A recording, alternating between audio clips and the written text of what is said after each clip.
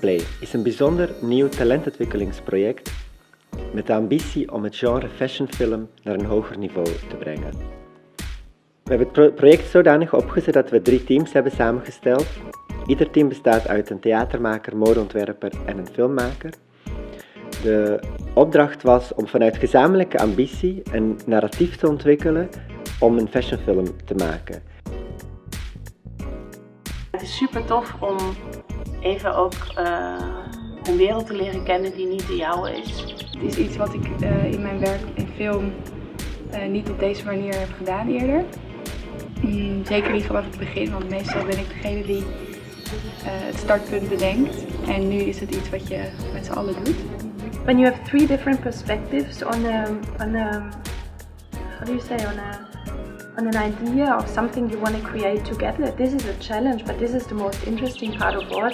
Just before we were having our little frustrations because we didn't really know how to continue. We willen heel graag werken met bejaarde vrouw. Dus met mensen die eigenlijk al een heel leven achter zich hebben in plaats van nog een heel leven voor zich. Daaromheen zal het wel uiteindelijk allemaal gaan landen.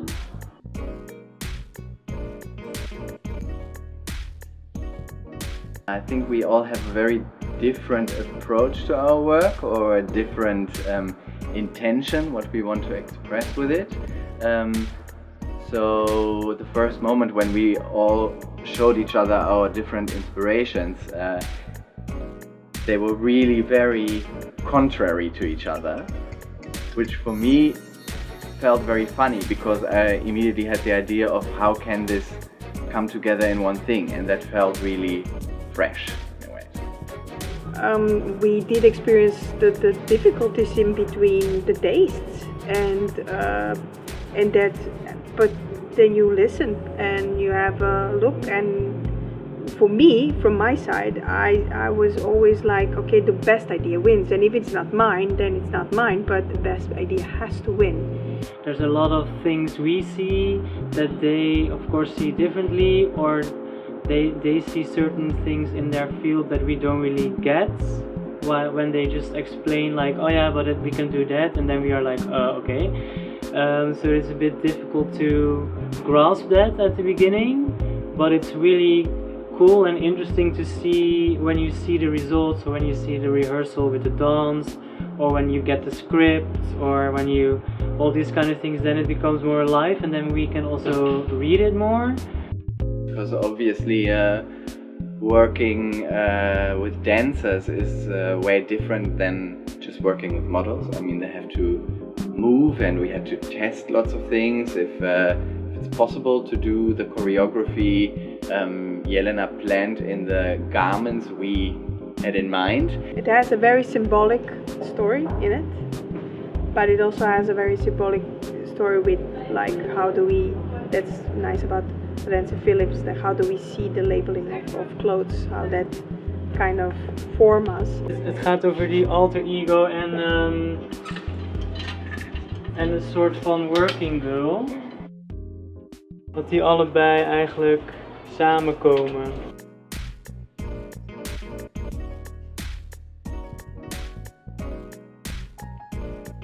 Nu is eigenlijk een soort van spannend moment waar we dan echt een soort van de knoop moeten doorhakken en zeggen oké, dit gaan we echt doen. Maar tot nu toe hebben we best veel verschillende ideeën die we allemaal leuk vinden, maar nu is een beetje time to kill your darling. So it's like a big roadmap we have there, and now we have to put like this red thread through it to put together everything we have now on the table. Ik denk dat wij alle 3 wel het idee hadden van, nu we willen een modefilm, maar er is geen klant. We kunnen echt voor onszelf maken, we zijn echt heel vrij. We moeten niet rekening houden met dat moet erin rond dit merk, dus we kunnen echt wel eigenlijk extreem gaan. Een soort van vervreemding van de realiteit, een beetje spelen met verschillende cameratechnieken, een beetje onverwachte cameratechnieken, daar hadden we over nagedacht. Misschien iets met zeg maar circulerende bewegingen of bepaalde automatistische camerabewegingen.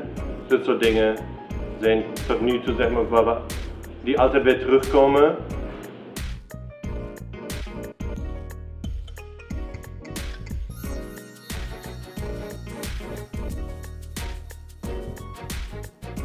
Ekatplay is een samenwerkingsproject tussen de Brakke Grond, Modemuseum Antwerpen en FASHIONCLASH.